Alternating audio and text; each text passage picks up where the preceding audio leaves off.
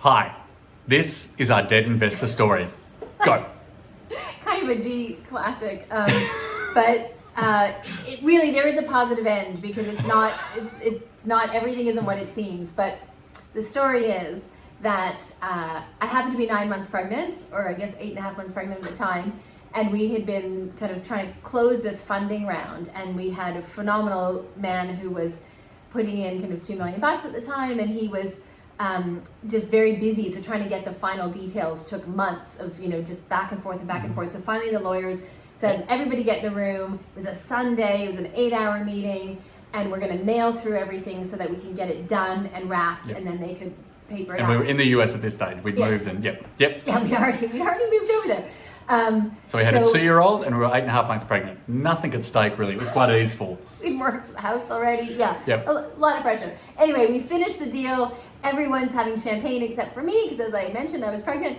And as we were kind of parting ways, I was hugging the investor, and I just happened to say, so very naively, do we get the money tomorrow?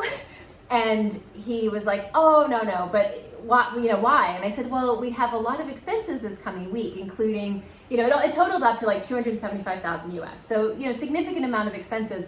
And I kind of laughed and said, we don't really have that sitting in the bank. And he was like, no, that's fine. Like, nothing's stopping this. Like, go through. Don't let things slow down. But it'll take the lawyers a few days to paper it up. So let's meet Friday morning. They'll be done by then. Sign and be done. So off we went. Went ahead, had our week. Left the house Friday morning.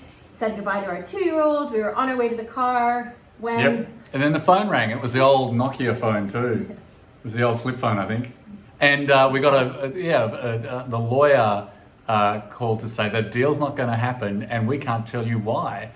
And we thought, and I was like, wait, postponed? Yeah. And I could just hear through, Yeah. And they were like, no, it's off. So this was the And Friday. No news, nothing more. They'll say, we'll tell you more on Monday. And on Monday they called back and said, look, the investor's passed away. And He died Thursday night. Oh.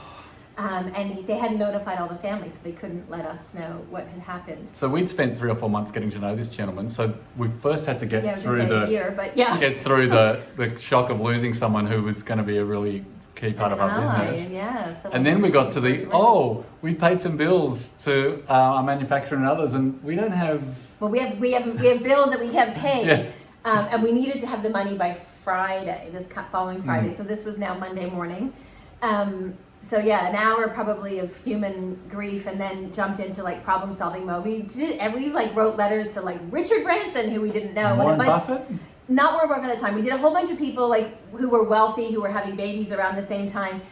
Nothing came from any of it, but by Wednesday, I think we'd exhausted all possibilities, and we thought we better call the Our original Australian angel investor who we met at a local cafe, because that's how we raise money here in Australia. We just go to cafes and raise money. But we had to go back to that gentleman to say, look, I think this business is over before we've even started, because this gentleman's just passed away.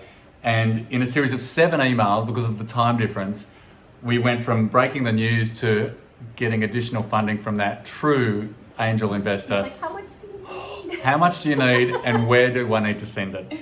And that gentleman is truly an angel, but it doesn't end there. Well, as I say, so just from again, human side, so then we got that was Wednesday night. Thursday, kind of funds came in, I think almost Friday morning, and immediately like hit our account and back out. And then my water broke. Oh, that's right, we had a baby. So it all was a little bit chaotic at the time, but the best thing that came out of it Was that the baby arrived on my birthday. So we both share the same birthday, February 5. So that was exciting. 2 Aquarians in the house. That But was, there I guess, the best There thing was that another came out of it. bonus too, which Yeah. was? Well, so the following week we had a meeting with a number of people who were interested in investing. We knew the round was closed, but we thought, well, we don't want to be rude, and it's always good to meet people, so we kept the meeting.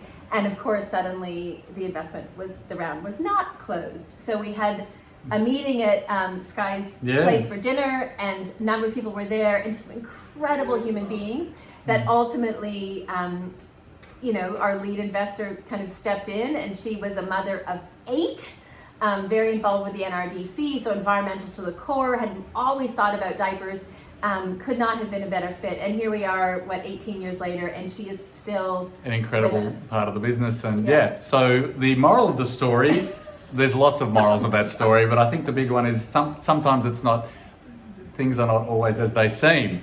And while a dead investor is an incredibly shocking thing on lots of levels, it led us to a really Something- incredible, something So together. that's our Monday story.